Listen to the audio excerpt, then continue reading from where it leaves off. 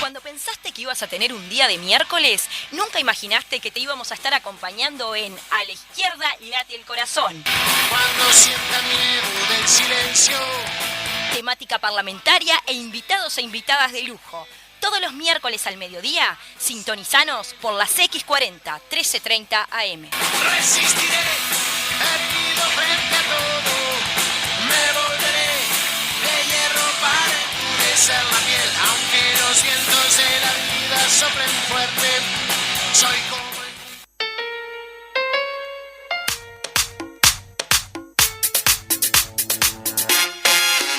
por los viejos, por los jóvenes, por los niños, por todos los que vienen, voto sí, por los viejos, por los jóvenes, por los niños, por todos los que vienen, voto sí, los estudiantes, los profesores, los jubilados, la maestra, los doctores, la clase media dando batalla, somos el grito de un país que está a la talla, los que hacen changas para comer, para vivir y para pagar el alquiler, somos la vida en los hospitales, la fuerza de las ollas populares, la empresa pública no se vende, el campo que resiste y se defiende, los que queremos que nuestro barrio tengamos más artistas que sicarios, somos los sueños del laburante, las pipas que le meten para adelante, somos presentes, somos legados y que los infelices sean los más privilegiados. Por los viejos, por los jóvenes, por los niños, por todos los que vienen, digo sí, por los viejos, por los jóvenes, por los niños, por todos los que vienen, voto sí.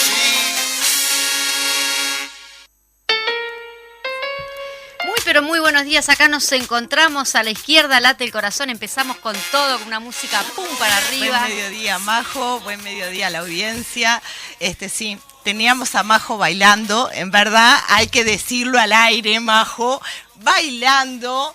También Fede allá estaba dirigiendo, ahora está muerto de la risa. No hay como atestiguar eso, así que no le voy a creer, mi querida compañera. Bueno, pero hay Ni que yo decirlo me que creo. es con alegría y eso está bueno. No. Y así comenzamos en el día de hoy un programa más de A la izquierda late el corazón. Tenemos muchas cosas para decir y hoy nos compete la temática. ¿Cuál temática nos compete, Vero? Educación. Educación. Educación, vamos a tener con nosotros a la senadora Silvia Nane y en verdad un poco la pregunta va a ser cómo impacta la LUC en la educación. Exactamente. Y ¿No? vaya se impacta. También la temática del día, digamos, en cuanto al paralelismo y en cuanto a la canción que tenemos allí, viene también enrabada en la temática de educación. Tenemos algo que no podemos dejar de mencionar que sucedió en el día de ayer en la Huella de Sereni. El debate de Oscar con el senador Manini Ríos, que también vamos a pasar un pedacito ahí sobre educación, sobre el tema de educación, me parece que corresponde. Que corresponde, escucharlo. sí, la participación que por allí, en esos 4 minutos que se le daba tanto a Óscar Andrade como a Manini Ríos, para que pueda hablar de determinadas temáticas. La exposición y la argumentación. Y la argumentación de las mismas. Sobre los 135 artículos. Bueno, muy ahí bien. Vamos a tener ese audio, ¿no? Digo, que yo en verdad el discurso de Manini, no trajo ni medio discurso, ¿no? Porque creo que la palabra que más repitió parece un poquito a Laura Raffo, fue Frente Amplio. Y me mató cuando dijo, crecen los asentamientos, avisale a Irene Moreira, ¿no? Exactamente. ¿Cómo no se están enterando? Claro. No, a mí lo que más me impresiona... Por las dudas, hace 2 años que es la ministra de Vivienda, habría que decirle. Sí, crece porque que empezó a crecer como hizo salteado. No creció sé. antes y ahora crecen, pero porque sí, barren de antes. Me no quedó ahí entendí. un poquito, ¿no? No, y también no es de extrañarse, pero con muy buena argumentación defendió allí el senador Óscar Andrade en cuanto a la parte de vivienda, cuando por allí se habla de los desalojos express y Manini Ríos dice que también las mujeres que son propietarias, con 5 pero hijos. que a su vez alquilan, pueden quedar en la calle también esas mujeres con 5 hijos. Sí. ¿Quién dijo que no? Hay una parte cuando cierra el Boca que dice no legislar para la tribuna y sí con mirada objetiva de la problemática en juego, ¿no? Que era la argumentación y comentar, las dos partes de los 135 artículos. Y hay una parte en que Manini dice, Ya veo nosotros... que se me estudió todito No, el no, debate.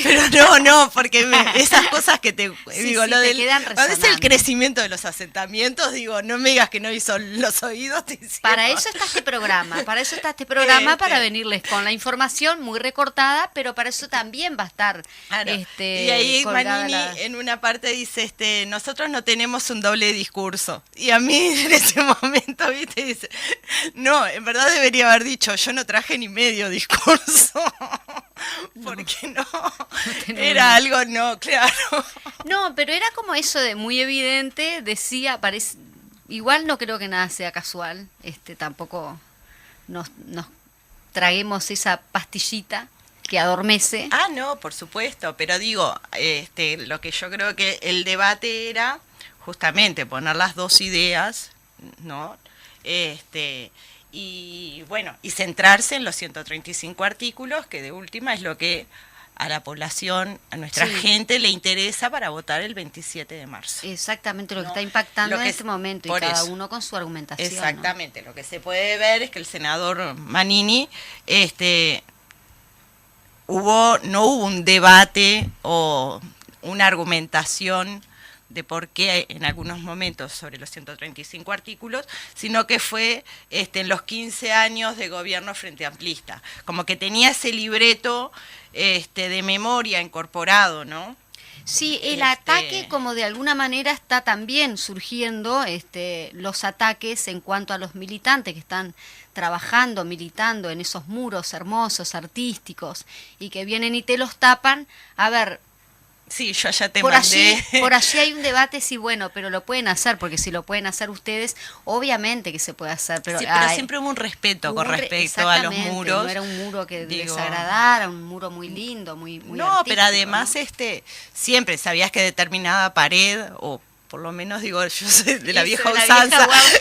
claro, Ese es mi muro. era, claro, era de o no. respeto. No, pero Y cuanto más... y más cuando en el caso del muro de propios, que era la Brigada de Pascua, más allá del significado que obviamente, digo, es algo, como decías vos, muy artístico, muy una elaboración tiene a la gente le gusta. de arte, ¿no? El arte, claro, lo otro es más panfleto, propaganda. Sí, sí. Yo Ese muro lo recuerdo porque paso, bueno, vos también, Sí, pasamos todos los días todos en los el días. ómnibus por allí, y es lindo ver ese colorido, esa cosa...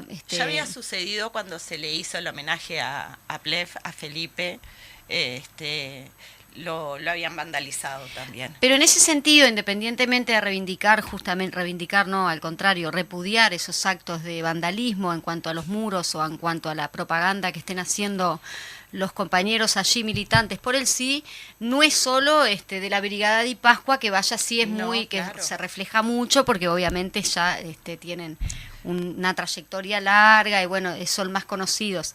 Pero también en el interior del país esas cosas están pasando y no está bueno que No. pasen. Sí, yo creo que lo que hay que tener en cuenta, y esto es para las dos posturas, es que siempre hay que hacerlo con respeto, y bueno, y me parece que eso es lo que enriquece a la democracia también, ¿no? Exactamente. Escucharse y bueno. Y con respecto a como te hablábamos hoy del tema de Manini, es como te digo, él tenía un discurso ahí, un libreto incorporado, que es el mismo de la coalición, y en determinado momento no sabía si hablaba Raffo o hablaba Manini con el Frente Amplio, Ese discurso sin argumentaciones. Cuando no tenés argumentación, repetís. Acá, por ejemplo, en el Popular, en el portal del Popular, que siempre está cubriendo allí lo que pasa, lo que está pasando en Uruguay, en la sociedad, hay una nota muy interesante, o mejor dicho, un relato muy interesante sobre el debate que se realizó ayer justamente entre Óscar Andrade y Manini Ríos. Por allí dice que el tercer bloque del debate por la LUC entre los senadores, dedicado justamente a la educación, que también fuera propuesto por Manini Ríos, porque es increíble que Manini Ríos fue el que propuso debatir sobre la educación y que representa uno de los capítulos más extensos de la normativa. Luego hubo un relato trillado, claro, obviamente maniqueo y por momentos falso sobre la educación en el país, realizado por el líder de Cabildo Abierto. El senador Oscar Andrade señaló en sus primeros 4 minutos de su intervención que la tasa de egreso ha sido el caballito de batalla del relato sobre la educación. En ese sentido, recordó que las mejoras observadas en las tasas de egreso se ubicaron en los periodos de los gobiernos del Frente Amplio. Sin embargo, dijo que se discute hoy, que lo que se discute hoy es la participación de todos los actores involucrados, tal como señalaba el senador Manini Ríos. Por allí una nota muy extensa, que no la vamos a leer toda aquí en el programa, pero que invitamos a que la gente se informe a través del Popular. Eso es lo importante, que justamente hoy estábamos hablando de que la gente ve una nota y tiene un poquito más de una página, una carilla, 2 carillas y ya no lee. Pero hay que leer. Claro, y eso es Por favor, hoy estamos hablando de la educación, la gente tiene que leer, tiene que estar informada. Porque justamente lo que está queriendo hacer la LUC es adormecer las mentes y que la gente no lea. Entonces, seguimos a lo que nos dicen los medios masivos de comunicación, que no es por supuesto, cabe aclarar. Majo, perdona que te interrumpa, pero quería volver un poquito para atrás, después seguimos con el tema que estamos tratando, pero quería hacer mención sobre el fallecimiento, un saludo especial de Eduardo el Bicho Bonomi, como todos lo conocíamos, y también en la madrugada de hoy de Jorge Zabalza. Para la familia del Bicho, que fue un referente, un gran militante, tristísimo todo esto porque fue una forma inesperada, ¿no? Y yo creo que el sindicato de policía hacía mención del respaldo que había recibido de Bonomi, ¿no? Y me parece un hecho que hay que destacar, claro, cuando él era ministro, ahora era senador. Un abrazo grande a Susana, su compañera, a la familia toda y por supuesto a todos y todas las compañeras de su espacio y del Frente Amplio en general. Hacemos eco justamente desde acá, desde los micrófonos de la FENIS, desde A la Izquierda Late el Corazón, un gran abrazo a la familia, más allá de que, hace unos días que pasó, bien, no podemos dejar de mencionar justamente esa gran pérdida.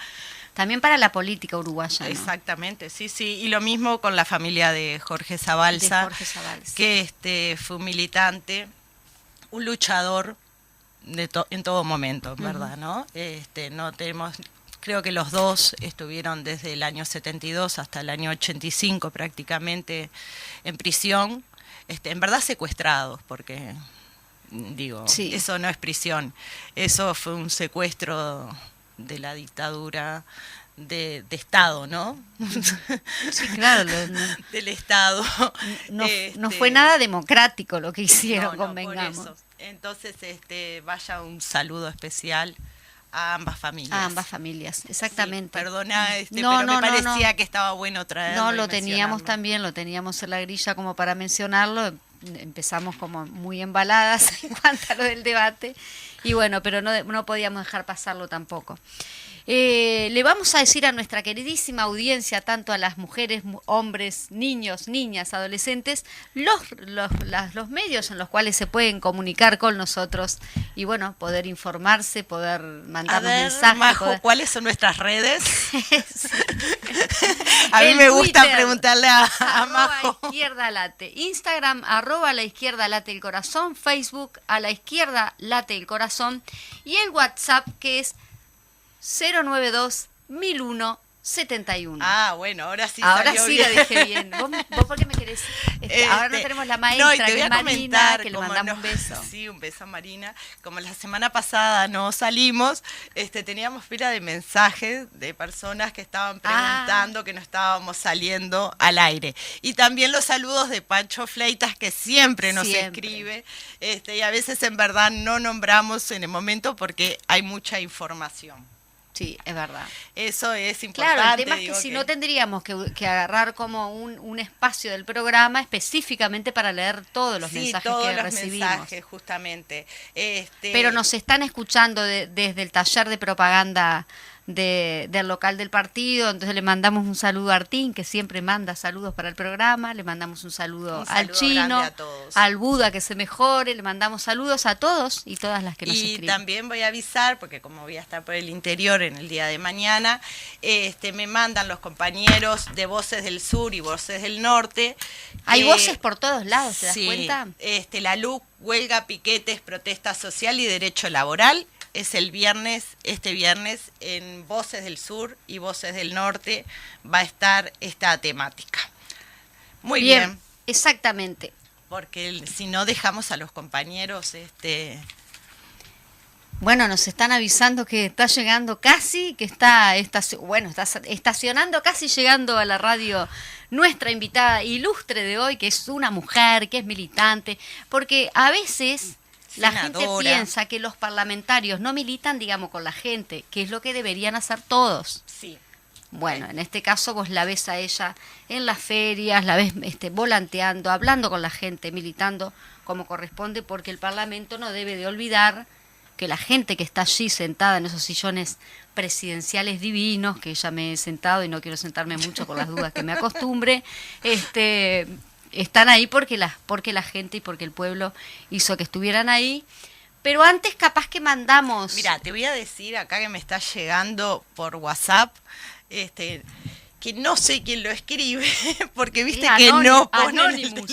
Sí, porque tengo los teléfonos, pero no Se los me cayó el nombres. mate, sí. Y bueno, y me está comentando una noticia que no sé cuándo salió, pero habla de un empresario que accedió a los pliegos de una licitación en el Ministerio de Transporte y Obras Públicas. La adquisición de hasta 45 camiones con volcadora y accedió a esos pliegos 17 días antes de que fueran publicados en la web de compra estatal.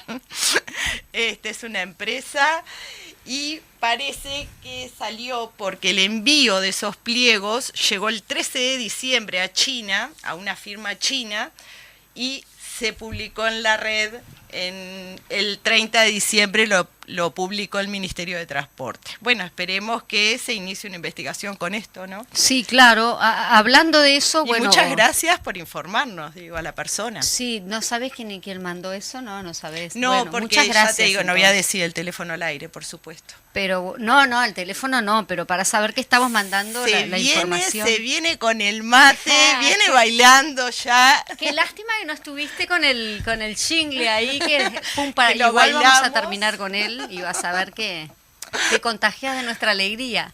Bueno, está llegando acá a los estudios la senadora Silvia Nane, que la... Yo no creo si ya no la tuvimos a ella. No sé si no la tuvimos Bueno, antes. seguimos todas mujeres acá, eso está buenísimo. Sí.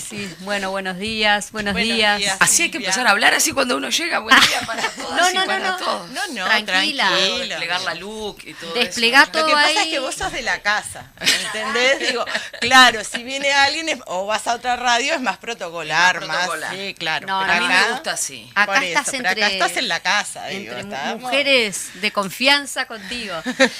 Pero antes, porque justamente lo estábamos comentando, que no dejábamos pasar, que anoche se realizó en la Liber Sereñi, La allí Huella. en la Huella de Sereñi, el debate, se transmitió el debate justamente de Óscar Andrade y Manini Ríos, y que teníamos un pequeño audio de justamente una de los 4 minutos de intervención que tuvo el senador Óscar Andrade, hablando de la temática que nos compete justamente en el día de hoy, que es educación. Entonces le damos como un comienzo ahí, lo compartimos con la audiencia y mientras dejamos que vos Ya tengo todo desplegado. Denle con el te boca. arregles. Vamos con el Boca. La tasa de egreso en la educación media superior ha sido el caballito de batalla. En el año 2020, el INED hace una investigación y habla de 40 años de la educación media superior en Uruguay. Y colocan esa investigación por década.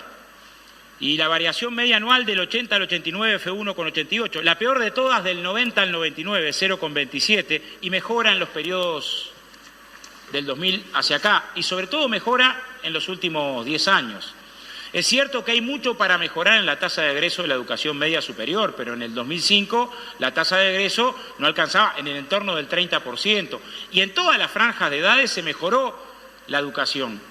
¿Cuántos estudiantes universitarios ingresan a la educación en el interior? Bueno, pasamos de 800 al entorno de 5.000, pero no es eso lo que estamos discutiendo hoy. Lo que estamos discutiendo hoy son los cambios en la ley de urgente consideración. En la campaña electoral, en el 2019, el senador Manini decía que la reforma educativa no será posible sin la participación de todos los actores involucrados, en particular los docentes. Y lo que hace la ley de urgente consideración es ensayar una reforma educativa en contra de la comunidad educativa. Y si había dudas acerca de qué tan en contra de la comunidad educativa, alcanza con ver las elecciones a los integrantes del cuerpo docente en el Consejo Directivo Central. ¿Nosotros suponemos que quieren eliminar toda la representación docente porque somos mal pensados? No. El senador Manini sabe que cuando va el ministro de Educación y Cultura y se presenta a presentar el proyecto de la ley de urgente consideración, sostiene, sin que le tiemble la voz, que su propuesta definitiva es eliminar también la representación de los docentes en el Codicen. Están en actas. Ahora, pulverizan la representación docente, violentan la autonomía, que es un principio que nada tiene que ver el Frente Amplio. Hay que ir a Varela, a Ferreira, a Pibel Devoto, a Figari.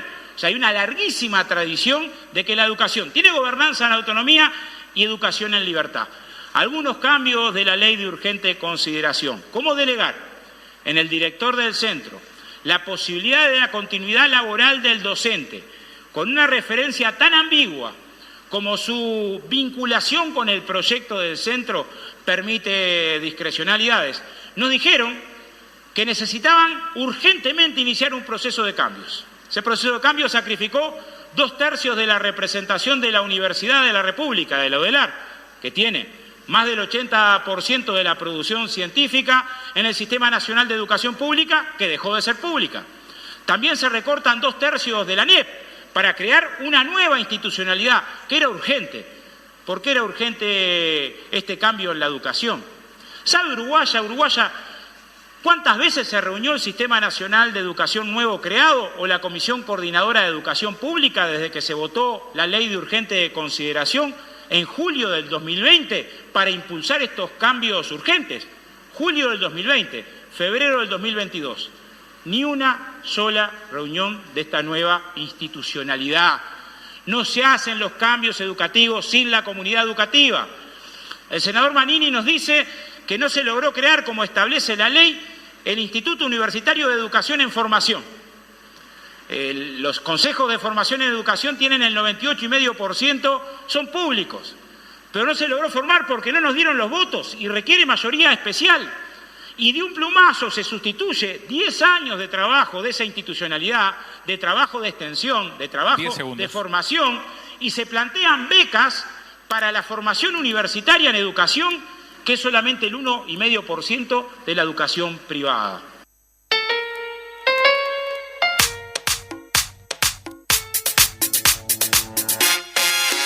Por los viejos, por los jóvenes, por los niños, por todos los que vienen, voto sí. Por los viejos, por los jóvenes, por los niños, por todos los que vienen, voto sí. Los estudiantes, los profesores, los jubilados, la maestra, los doctores, la clase media dando batalla. Somos el grito de un país que está a la talla. Los que hacen changa para comer, para vivir y para pagar el alquiler. Somos la vida en los hospitales, la fuerza de las ollas populares. La empresa pública no se vende, el campo que resiste y se defiende. Lo que queremos que nuestro barrio tengamos más artistas que sicarios. Somos los sueños del laburante, las pipas que le meten para adelante. Somos presentes, somos legado, y que los infelices sean los más privilegiados. Por los viejos, por los jóvenes, por los niños, por todos los que vienen, digo sí. Por los viejos, por los jóvenes, por los niños, por todos los que vienen, voto sí. Muy bien, ¿viste viste, te recibimos al final con la canción que queríamos. El jingle. El jingle del voto sí. Porque me imagino que votamos sí, ¿no? Y te imaginas bien, Vero. Muy bien, por allí estábamos adelantándonos un poquito ahí con las palabras con los 2 minutos, 4 minutos creo que eran estos, de intervención que tuvo justamente Óscar Andrade en cuanto a la educación. Y bueno, Silvia Nane, la senadora Silvia Nane, que tenemos presente hoy en la radio. Para que nos cuentes cómo impacta un poco la LUC en la educación, ¿no? Bueno, primero que nada, buen día para todas y para todas, ahora sí formalmente al aire. Estamos empezando esta semana difícil, me parece que corresponde decirlo al aire que es una semana sin el bicho, ¿no?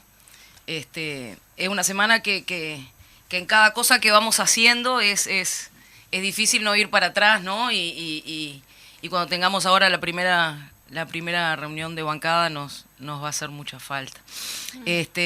Solamente mandarle un abrazo gigante a Susana y a la familia de Lucho desde acá. Creo que perdimos un gran estratega. Eso creo que nos tiene que llevar a todos a redoblar los esfuerzos en ese sentido. Y yo puse un tuit el día que se murió Lucho que era que solo se muere si nosotros vamos aflojando, ¿no? Entonces yo creo que la cosa está por ahí, por sostenerlo con la militancia, ¿verdad? Y con esto que estamos haciendo, cada quien desde su metro cuadrado, cada quien desde su lugar de responsabilidad, tratando de construir un poco más de patria para todos. ¿Y qué más de construir patria para todos que la educación pública? Ya que estamos, podemos enganchar por ahí, ¿no? Desde que ponemos una pata en la escuela pública nos dicen que en Uruguay la enseñanza es laica, gratuita y obligatoria. Y entonces nos van explicando que laico es cuando no hay enseñanza religiosa dentro de la educación y nos van diciendo que gratuita es porque el Estado la brinda, porque es una política pública. Porque yo no sé si ustedes se acuerdan, pero cuando yo era chica nos daban los cuadernitos grises. Nos daban los de arte, ¿no? que tenían los Artigas, grises. Y algunos tenían a Varela. Sí, exacto. Y en mi época que yo hice la primaria yo no llegué tanto. En Colonia, los lápices y los championes azules. Los championes pamperos. Los championes pamperos azules. Sí. El otro día hablábamos con mamá de eso, mamá decía que en la porque época de ella eran pobres. diferentes. Era porque íbamos a la escuela pública. Porque, ¿sabes? Mira, yo hice de primero a cuarto en Colonia, ¿no? Colonia del Sacramento, en la escuela número 1, José Artigas. Y en Colonia, mis compañeros eran el hijo del lechero y el hijo del hotel más copetudo de Colonia y el hijo del gerente del banco. Y yo, que mi padre era distribuidor de revistas y mi mamá profesora de cocina. Y ahí todos éramos iguales en los bancos de la escuela, como decía Varela, ¿no? Claro. Entonces, era gratuito, sí, claro, y nos daban los cuadernos y nos daban los championes.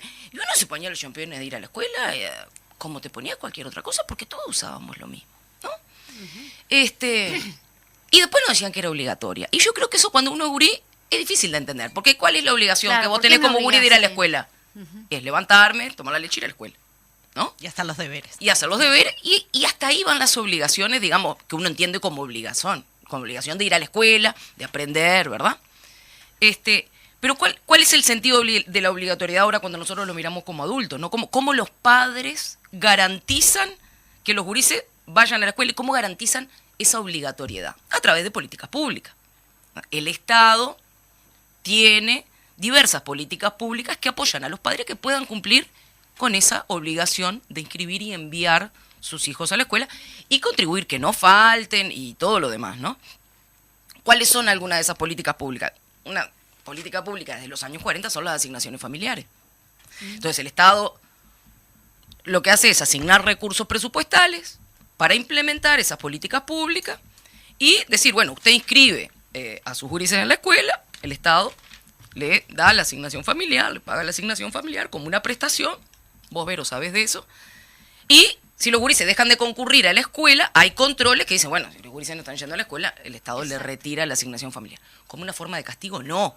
Como una forma de control, de contralor, de mire, usted no está mandando a los hijos a la escuela y nosotros la forma que tenemos de controlarlo por acá. Pero, ¿qué se necesita para eso? Que los gurises se inscriban y que asistan. ¿Por qué hice esta introducción larga? Porque el artículo 127 de la Ley de Urgente Consideración, que yo la tengo en un librito, Te estamos viendo. que estamos viendo y que me acompaña a todos lados, que ustedes lo ven, está bastante casqueteado. ¿Qué dice ley? ¿Qué dice el librito ahí? Ley de Urgente Consideración. Es una Mirá, publicación qué de la lindo. Fundación de la Cultura Universitaria, es un libro de 190 páginas, para que alguien entienda cuánto pesa la LUC en papel.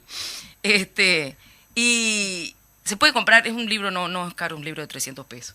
Pero también la Ley de Urgente Consideración está disponible en impo.com.uy, ahí la buscan como Ley 19.889. Es importante porque estamos discutiendo sobre artículos, ¿no? Sí, Si no, totalmente. y entonces, el artículo 127 de la Ley de Urgente Consideración sustituye el artículo 7 de la Ley General de Educación del 2008. Que también está en el IMPO. Que también está en el IMPO. Exactamente. Y fíjate cómo lo sustituye, ¿no? El artículo de la Ley de Urgente Consideración, el 127, en una parte dice, los padres, madres o responsables legales de niños, niñas y adolescentes, así como los educandos mayores de edad, tienen el deber de contribuir al cumplimiento de esta obligación. La Ley General de Educación dice que los padres tienen el deber, la obligación de inscribir a sus hijos en los ciclos obligatorios, papá. Se está cambiando el deber, la obligación de inscribir, por el deber de contribuir al cumplimiento. Entonces, yo me quiero parar acá en dos cosas. Sí. No es menor. Si yo tengo la obligación como padre de inscribir a los gurises y que vayan, la obligación es eso que se está garantizando a través, por ejemplo, de las asignaciones familiares. ¿No? El Estado me ayuda de alguna manera, tiene asignaciones de política pública para que yo pueda cumplir esa obligación. En el momento que yo no cumplo esa obligación, se retira. Pero a lo que voy es, hay una obligación de ambas partes. Si los gurises van a la escuela, el Estado tiene obligación de pagarme la asignación familiar y yo tengo la obligación de con esa asignación familiar sustentar X cosas. Después veremos si son suficientes o no, ese es el debate ahora. Pero hay una obligación del Estado y una obligación de los padres. Hay como una obligación de ambos lados. Si yo retiro o si hago laxa la obligación de una de las partes, es decir, de los padres, tutores, y en vez de decir tienen la obligación, digo, tienen el deber de contribuir a. Para el otro lado, si lo hago simétrico, el Estado tiene el deber de contribuir a. Vamos a mirar eso en una discusión presupuestal. ¿Esto qué quiere decir? Que en una discusión presupuestal, las asignaciones familiares van a competir con otra asignación presupuestal. Y que hoy o mañana el Estado puede decir, mire, yo estoy contribuyendo. Pero ¿saben qué? Tengo que contribuir en otra cosa y entonces no puedo pagar las asignaciones familiares, pero yo estoy contribuyendo. Voy a contribuir desde otro lado. ¿No? Ahí se pierde la obligatoriedad. Entonces, ¿cómo el Estado va a garantizar? Si yo pongo laxa la obligación de los padres, pongo laxa la obligación del Estado en la construcción de políticas públicas, en la asignación de recursos presupuestales. Cuando nosotros miramos las actas, porque esto se votó en el Senado y se votó y se discutió mínimamente, el ministro da Silveira dice que esto es para habilitar el homeschool. Ya lo digo en inglés, ya sabemos para quién va. No entiendo La inglés. escuela en casa. Aquellas cosas que hacía la aristocracia europea o que hacen los Pero que tenés que los pagarlo, americanos muy ricos. las maestras Claro. particulares, Él dice las que es famosas para maestras habilitar eso. Para habilitar eso. Entonces, sacamos una obligación de los padres y una obligación del Estado para que alguien en su casa pueda estudiar en su casa. Estamos haciendo una ley para habilitarle a quien puede, a que se eduque solo. Tercerización me suena como una cosa, ¿no? Pero ahí se desregula la asistencia. Exacto. ¿No? Entonces, Eso ¿cómo es, controlamos? Porque vos me podés decir, bueno, Silvia, pero si tampoco alguien quiere controlás el pagar... aprendizaje. Claro, no controlas si la hay- asistencia, no controlo el aprendizaje. No controlo el aprendizaje. Ahí Vos me como podés que decir, están relacionados, fantástico. digo, ¿no? Claro, vos me podés decir, está fantástico, pero si alguien quiere que los gurises estudien en la escuela, ponen una maestra y lo puede pagar en uso de su libertad individual, ¿por qué no se lo vas a dejar hacer? ¿Por qué no? ¿Y yo cómo sé que esos gurises están estudiando? ¿Yo cómo sé que esos gurises están siguiendo las currículas? Es más, estoy yendo contra los principios de que todos somos iguales en los bancos de la escuela. Entonces, yo estoy diciendo que alguien no puede tomar esa decisión de no sentarse con el hijo del lechero al lado, enseñarle a sus hijos que está mal sentarse, o que no está mal, o que si uno decide no hacerlo lo puede hacer. Yo no digo que esté mal, más allá de que podamos discutir ideología. Lo que yo digo es que si como uruguayos y uruguayas vamos a querer cambiar los principios de la educación bareliana, sentémonos a conversar un rato más que 45 días. Hagamos un debate. La ley general de educación tuvo cabildos públicos. Tuvo el tiempo parlamentario que tuvo que tener. ¿Cambió muchas cosas? Sí. ¿Cambió muchas cosas? Importantes, sí. ¿Que nos afectaron a todos? Sí. Pero después de una discusión. Están cambiando más del 50% de la Ley General de Educación entre las paredes de mármol del Palacio Legislativo con una iniciativa del Poder Ejecutivo que se discutió en 45 días en el Senado y 28 días en diputados. Y así vamos a cambiar la educación pública. Y de esta forma vamos a tratar de cuestionar los principios barelianos. Si nos vamos a adaptar al mundo moderno de otra forma y mañana vamos a discutir los principios barelianos, vamos a discutirlo entre todos. Vamos a discutirlo entre todos. Y yo creo que acá este es uno de los meollos, ¿no? De la parte de educación. El otro de los meollos, el otro día yo estuve con Elvia Pereira en el interior, nos tocó hacer una gira junta, y Elvia decía, hay cosas, podemos hablar de la gobernanza de la educación, a mí me parece que a veces es un tema como demasiado técnico, pero dentro de la gobernanza había un principio fundamental que era la participación. Y me van a decir, la participación de los sindicatos. No, la participación de los docentes. Claro. Y de los padres. Y de los padres. Entonces, de los que realmente están como en el día a día en la educación de los niños. Exactamente, de los que preparan la leche para que los gurises vayan a la escuela, después que los gurises van a la escuela. Que ahí está la diferencia entre los cambios de la Ley General de Educación, que se hizo con todos los actores, con esta ley que viene de verticalazo, ¿no? Sí, eso me parece que es importante. Es muy importante, que era lo que yo decía recién, o sea, una cosa es habilitar espacios de participación, justamente, porque además, la educación es participación. La educación tiene una parte muy académica. Sí, por supuesto, tiene la parte curricular, la parte académica, la parte de la enseñanza formal, estamos todos de acuerdo. Pero la educación tiene la otra parte, tiene la parte de la educación en participación, que también me educa como ciudadano del futuro. Nosotros cuando empezamos a formar a los gurises, 4, 5, yo 3, ¿no? Yo voy por el 3, para empezar en el 3, pero los gurises empiezan en 3, ¿no? Cuando uno arranca con un gurisito de 3, 4, 5 años, no arranca con una educación curricular, arranca. Pero lo que fundamentalmente se aprende es a compartir, a vivir en comunidad, ¿no? Uno va enseñando valores a través de las cosas chicas. Uno de esos valores fundamentales en una comunidad es la participación. Es la participación. Cuando yo trato de armar una gobernanza que se parece más a una gerencia general que a un consejo, por es porque estoy yendo en una dirección. A Silveira. Claro. Exactamente. Por eso. ¿No? Que obviamente no resultó. Pero vos fíjate que además en primaria, que hay 350.000 gurises, creo, que son esos los números, una persona decide por 350.000 gurises y un montón enorme de funcionarios. Yo no tengo las cifras anotadas acá y no quiero decir cifras si no las sé, pero son un montón. Entonces, es como una gerencia general. Es como una gerencia general. Pero en la educación, uno no se queda solamente con los aspectos logísticos. Entonces necesitamos entender las políticas educativas más allá de la gestión de las políticas educativas. El corazón de las políticas educativas tiene que tener participación. Tiene que tener participación. Entonces dicen, pero nosotros hicimos el Consejo General de Educación, que no se reunió ni una vez. Es lo que decía Óscar ahora en la intervención que ustedes pusieron. Claro. No se reunió ni una vez. Sí, eso es una cosa, ¿no? Que defienden tanto la LUC, pero en verdad en muchos de sus artículos no lo están aplicando. Claro, pero en educación. En educación. Ustedes imagínense, estuvimos en 1 año y medio prácticamente de pandemia. En el primer año hubo que sostener la educación laica, gratuita y obligatoria en plena pandemia, en una modalidad que en este país nunca se había experimentado 100%, que fue la modalidad de la educación virtual. Si nosotros... Que por suerte teníamos las ceibalitas. Ahí voy. Si nosotros no hubiésemos pensado en política pública no en política en política pública, que sostuvieran los aspectos educativos que van más allá de la gobernanza, que se podría haber mantenido la obligatoriedad sin la red de telecomunicaciones que tiene Uruguay. Se podría haber mantenido la obligatoriedad sin el plan Ceibal. Entonces, que también fue discutido en su momento, ¿no? Estamos todos de acuerdo. Pero, entonces, a lo que yo trato de ir con estos cuestionamientos es que las políticas públicas no se pueden cambiar de un plumazo. No se pueden andar cambiando las políticas de Estado. Pero mucho menos para debilitarlas. Exactamente. Y que vos me podés decir, hay una estrategia ideológica atrás.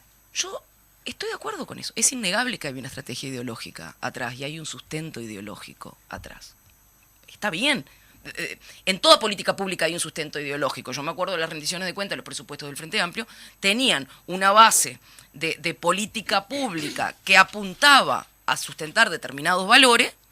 Y en función de esas políticas públicas se hacían asignaciones presupuestales y se controlaba. ¿Yo estoy logrando abatir la pobreza en la infancia con estas políticas públicas? Sí, no, bueno, entonces mejoremos. Ahora, es ese contenido ideológico está, pero ni siquiera está en un seguimiento dentro, por ejemplo, del presupuesto y la rendición de cuentas. El ejemplo más claro de eso es que cuando vino el Ministerio de Desarrollo Social a la discusión presupuestal, vino con los mismos objetivos estratégicos que en el año 2019. Y yo le pregunté en ese momento al ministro Bartol, ¿por qué estamos en un contexto completamente diferente, en un contexto de pandemia completamente diferente, por qué tenemos los mismos objetivos estratégicos que en el 2019? Me dijo, porque lo que pasa es que no los pudimos, no nos dio el tiempo para cambiarlo. Entonces, ¿y ahora cómo es entonces la cosa? ¿Cómo es entonces la cosa con las políticas de Estado? ¿No? Entonces, a mí, mi preocupación esencial con el artículo 127, y después con el resto de los demás, pero es, ¿cuáles son las políticas de Estado que van a sustentar este cambio? ¿Cuáles son las políticas de Estado para dentro de 15, 20 años? ¿O qué va a pasar? El próximo gobierno, sea del talante que sea, ¿va a tener una ley de urgente consideración más grande que esta para cambiar más cosas? Entonces vamos a vivir en un país donde las políticas de Estado se cambian cada 5 años. Ustedes imagínense un Antel pensado solamente para 5 años. Ustedes imagínense un plan Ceibal pensado para 5 años. Ustedes imagínense, a ver, anda circulando en las redes sociales una foto de la ministra Arbeleche presentando como fortalezas del país la estrategia de telecomunicaciones. ¿La estrategia de telecomunicaciones de quién? ¿De este gobierno? Que levanta cual si fuese Simba, mostrado por el Rey León, un módem de 4 antenitas como plan estratégico de Antel. No, está mostrando las políticas de telecomunicaciones, las políticas de Estado que se hicieron para las telecomunicaciones, parte de ellas que sustentaron que la gente pudiera cumplir con el requisito de la obligatoriedad en plena pandemia, de obligatoriedad de la educación. Entonces, ¿por qué yo defiendo tanto las políticas de Estado? Porque las políticas de Estado son las que definen para dónde va un país. Y ahí tenemos que poder hacer un diálogo político. Y ese diálogo político no se hace en 45 días en el Senado y 28 días en la Cámara de Representantes. Y no es una buena señal que cuando se empieza un recurso de referéndum para habilitar un debate que no hubo, se ningunee ese debate. Porque cuando empezamos a salir a juntar firmas, era como si no existiéramos. Ni siquiera ¿no? los propios parlamentarios tuvieron esa instancia de, creo que fueron 5 minutos, que también se dice 5 minutos para poder quizá poner alguna... Con las organizaciones sociales, 15, 20 y las minutos. Organizaciones sociales. Entonces, cuando nosotros queremos habilitar el debate, se tenemos que ir a ningunea ese levantar debate. firmas sin argumentos. Se levantan las firmas, conseguimos que se dé ese tiempo de debate y en ese tiempo de debate resulta que ahora nos dicen que está todo bien, que no hay nada para debatir, ¿no? Y cuando vamos a debatir, se debate con las políticas públicas del Frente Amplio y no contra el contenido de la ley de urgente consideración. Entonces, parece que hay que poner las cosas en su justa medida y yo por eso ando con el librito de la LUC, para arriba y para abajo, para discutir. A mí igual me asusta que una ley de urgente consideración esté argumentada en un libro tan, digamos, con todas esas páginas. Es como impensable. Y acá no está la exposición. ¿Eso es urgente? ¿Eso es urgente? Bueno, esa es una de las cosas que nosotros siempre decimos, Majo, porque si vos mirás acá, y en lo que era la ley de urgente consideración, así a nivel general, vos arrancás por un artículo 1 que define la legítima defensa y que dice que la propiedad vale más que la vida. Vos tenés acá un montón de aspectos que tienen que ver con el lavado de dinero, ¿no? Los artículos 220 y 221. A ver, no con el lavado de dinero, perdón, con la libertad financiera. Sí, bueno. ¿No? Que se iguala. Que tiene dos patas. Una pata para el Estado, que habilita que a los proveedores del Estado se les pueda pagar hasta el monto de una compra directa en efectivo. Y que tiene la otra pata de permitir transacciones en efectivo de hasta $113.000, una cosa de 120. Lo que llevamos en el bolsillo. El cambio. Sí, exactamente. ¿Y por qué digo que tiene dos puntas? Tiene dos puntas porque vos estás habilitando el ingreso de dinero en efectivo en el Estado, abriendo una puerta a la corrupción. Yo estoy diciendo que tenemos un gobierno que habilita la corrupción, no. Yo lo que estoy diciendo es que en una ley se habilita un mecanismo por el cual puede entrar la corrupción. Quien quiera que la lea. Yo no quiero que pueda hacerlo ni este gobierno, ni el próximo, ni el próximo. Cuando habilitamos las transacciones en efectivo de hasta $100.000, no es para ir al almacén y pagarle al almacén de la esquina con plata. Y habilitarle a aquel almacén de la esquina del Remanso en casa, si no pueda tener, el tipo no puede pagar un post, bueno, todo bien, pero no es para él. Porque yo no voy con $100.000 al almacén. Bueno, mira que con los precios de la cosa en cualquier momento. ¿Cuánto sale el kilo de tomate? Vamos a tener que comer. Decime. 219 pesos. El otro día compré 2 tomates perita, 2 tomates, 120 pesos. Yo estoy comprando los tomates de a 2 cuando llego a casa también. Y los voy comprando de a 2 y con eso. ¿No te pasa que tenés más ganas de comer tomates cuando sale? Por eso te digo, yo te estoy la actualizando. variación del precio del tomate es una cosa increíble. Con lo que tenemos que ir al almacén, perdón, yo te Silvia, que te actualizo. cortamos, pero era necesario. No, era para hacer una cuestión de un recorrido breve, ¿no? El artículo 1, legítima defensa. Después tenés estos de la libertad financiera. Después tenés en el 468 y en el 469 todo lo que tiene que ver con la reglamentación del derecho de huelga. Después tenés vivienda del 426 al 459 en una serie de artículos que en vez de asegurar el Estado el derecho a la vivienda, lo que asegura es el derecho al desalojo, básicamente, ¿no? Y cuanto más rápido mejor. Y la especulación también Y la con especulación. el Y sí, porque el mercado especula. Porque por más que seas buen pagador, te van a decir, mirá que Pero si es no el me pagas. fin. Estás como... Claro, pero es que cuando uno habilita este tipo de mecanismos basados en la libertad Es de el mercado, fin. es bastante naif pensar que cuando uno le da libertad al mercado, el mercado va a pensar por los más vulnerables. Exactamente. Es solidario. Es como... ¿no? Para eso existe el Estado, para regular justamente ese tipo de embates del brechas, mercado. famosas Claro, brechas. que se generan con el mercado. Vivimos en un mercado que vive de la especulación. Y yo no estoy hablando absolutamente en contra del mercado, lo que estoy diciendo es que es inaudito pensar que el mercado, cuando regula en favor de los más vulnerables. Y pensar, sobre todo en el mercado de vivienda, que la desregulación la vamos a poner justamente después que venimos saliendo de una pandemia. Cuando un montón de gente se fue a vivir a la casa de los padres, a vivir a la casa de los... Se juntaron, crecieron los asentamientos. O sea, en ese contexto es urgente desregularizar el mercado de vivienda, introduciendo estos cambios justamente en los alquileres, que es lo que le pega a la gente más vulnerable, por más que el general Manini ayer se haya cansado de decir que la ley de urgente consideración cuidaba a los más vulnerables. Nosotros queremos saber dónde, porque cuando habló del capítulo de seguridad, dijo que cuidaba a los más vulnerables y resulta que hay mujeres con gurises metidos presos por delitos de narcomenudeo en las cárceles. Entonces, las más vulnerables no son las mujeres que están encerradas con los hijos. ¿Quiénes son los más vulnerables para el general Manini? Es una cosa medio rara. Un tío pobre que se casó estando... Pobre procesado. hombre, claro.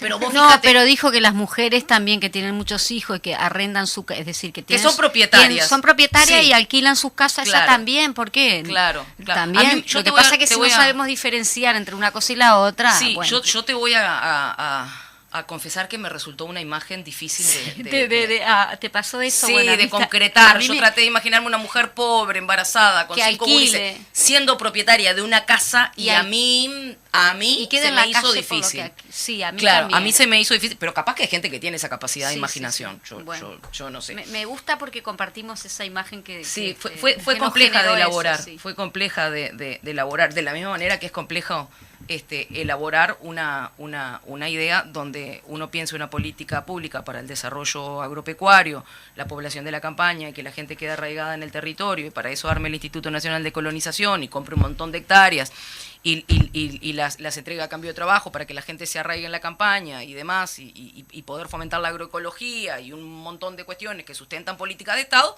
y resulta que ahora, cuando el Instituto de Colonización le otorga tierras a un colono, el colono, si quiere, lo puede hacer, no sé, la gestión a través del celular en...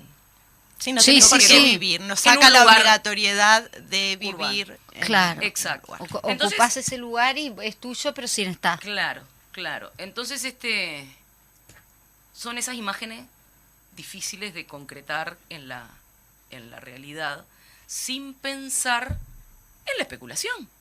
Porque lo único que une ese tipo de imaginación tan fructífera es la especulación del mercado.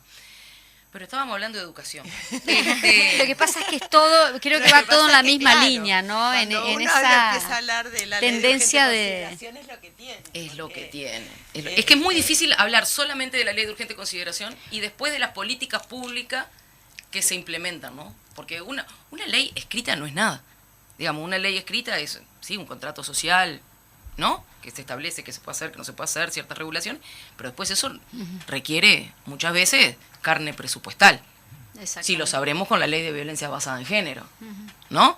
Claro. Macanudo tenemos la ley. Tenemos la ley, pero no hay presupuesto. Y después no tenemos presupuesto para implementar las políticas que sustentan lo que esa ley dice que tiene que cumplir. Y esto estamos más o menos en la misma, porque ustedes se acuerdan de los recortes que hubo en el presupuesto y en la rendición de cuentas, Bueno, que en la materia educación, educativa. justamente. Entonces, si nosotros no asignamos presupuesto y escribimos una ley, también es también raro. está habiendo recortes, Yo lo- como hablábamos en la vivienda, Sí, justamente lo que para me el llamaba Ministerio de la Vivienda en cuanto a atención, los... Digo que yo te digo, no sé cuántos artículos sobre educación específicamente es la LUC, pero más o menos creo que tratamos de derogar unos 30 y Sí, algo. creo que son Sí, 34. Ahí está. ¿Te diste cuenta que hablaste solo de uno? Solo de uno. Solo de uno. Solo de ¿Cómo uno. serán los Por demás? eso, no mencionamos la educación media, todo, digo, es Laudelar, simplemente para que la laudelar. gente, claro, laudelar, todo eso, tome una conciencia de lo que es Sí. esto, porque solo estuviste hablando del artículo 127, que es la obligatoriedad que viene a cambiar 100 años, más de 100 años de historia, ¿no? Y políticas, como decías, digo, algo que los uruguayos, más allá, y como vos decías, el del hotel más pituco, el del lechero, ¿no? Tenemos ese amor y siempre el tema, ¿no?, de obligatoriedad laica, gratuita, es como un emblema que nosotros llevamos y con orgullo lo tenemos los uruguayos. Entonces, quería hacer mención de esto, porque queda mucho tema en la educación Queda sobre mucho, la sí. LUC. Yo igual la convocaría, te convocamos y te ya de anticipado de seguir, porque Sí, claro. es Educación increíble. se pueden hacer muchos capítulos. Porque esto es desde los micrófonos, ¿no? Convengamos que nosotros desde los micrófonos tenemos la posibilidad, de repente, de lo que vos ya estás haciendo en las ferias, en los barrios, que ya te hemos visto, de hablar con la gente, claro, cara a cara. Entonces es como muy extenso y tenemos poco tiempo, porque esto va a ser, la gente va a tener que derogar estos 135 artículos de los que entra un abanico de cosas, desde la educación, la vivienda, bueno, la todo, y a mí me da como esa especie de ansiedad. ¿Cómo hacemos para informarle a la gente tanta cosa en tan poco tiempo, no? Sí. Te veo en un debate. Vamos a ver, ya hice uno. Vamos a ver cómo sigue el resto. Lo cierto es que tenemos que poder conversar, ¿no? Tenemos que poder discutir los grandes aspectos. Yo estoy a las órdenes para seguir con educación. Yo trabajé mucho en educación este año pasado, Sí. porque me tocó presidir la Comisión de Educación del Senado.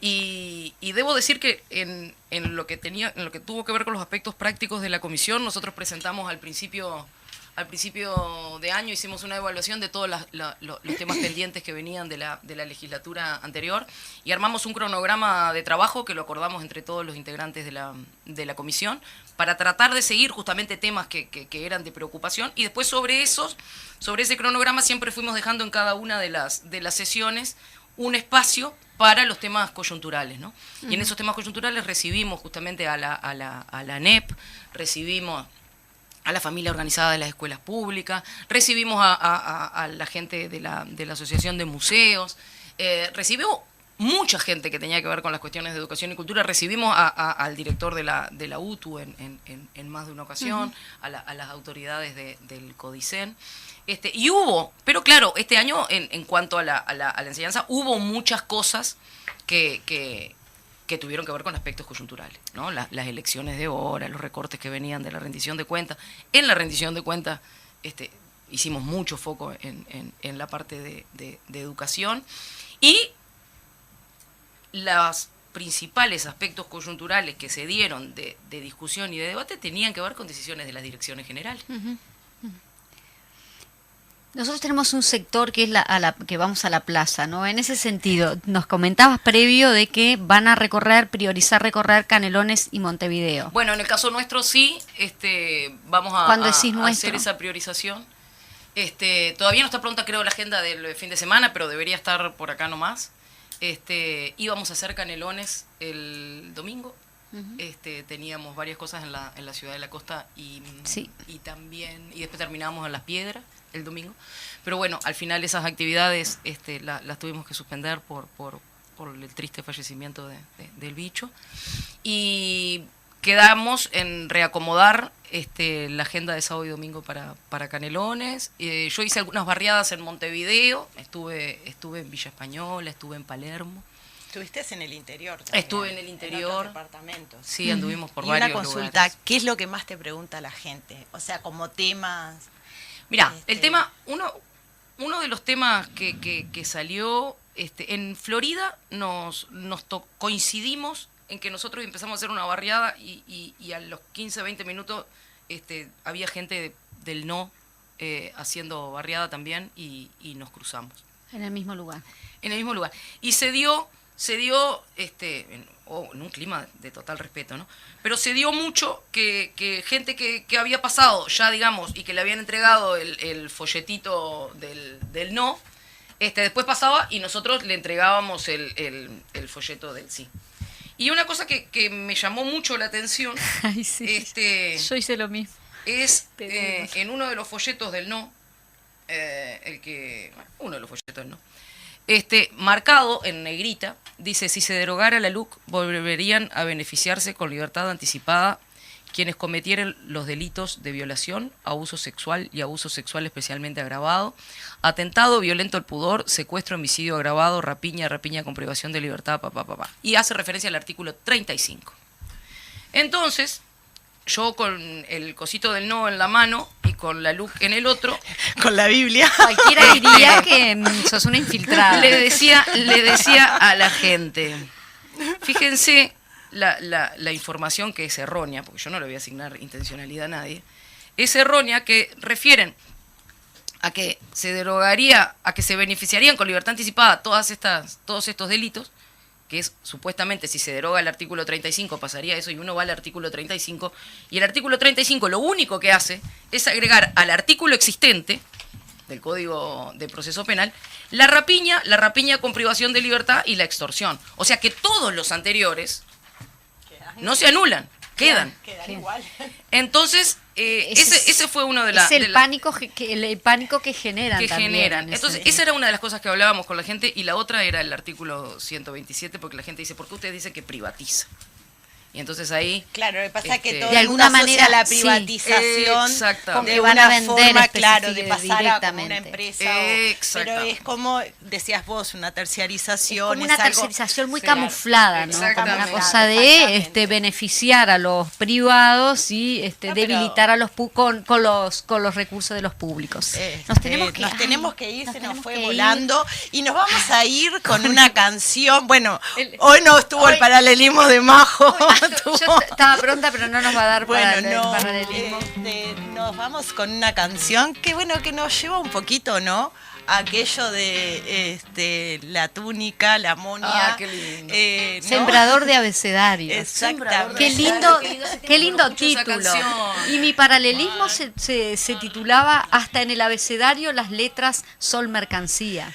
Bueno, Después sí. los leeré, porque hacemos un paralelismo de la canción Ah, y Y del del escrito, el tema, paralelismo. porque la canción siempre va con que es una melodía temática justamente ligada a la entrevista, o sea, al tema del Y te voy a programa. pasar para que tú lo leas el paralelismo. perfecto. Yo me doy las órdenes y un gusto enorme. No, me sentí gracias como por en estar casa. Muchísimas gracias. Bueno, ya podés venir.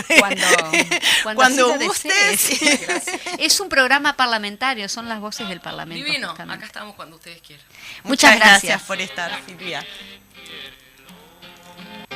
Para colmarme la vida, para llenarme de luz, imitando a mi bandera, me voy a la escuela de blanco y azul. Imitando a mi bandera, me voy a la escuela de blanco y azul. Siempre me dice el maestro, se dejó de amor. El fundador de tu escuela se llama Varela, quiérelo. El fundador de tu escuela se llama Varela, quiérelo. Sembrador de abecedario, líder del verbo oriental.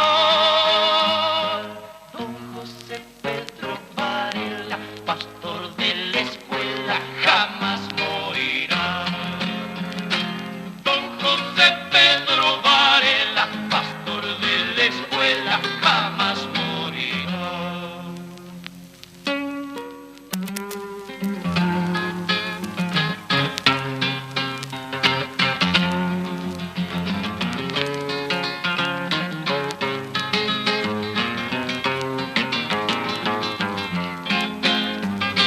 Gracias, señor Don Varela, gracias, señor Don José. Don Pedro, fiel de los niños que cantan la letra que les dio su fe.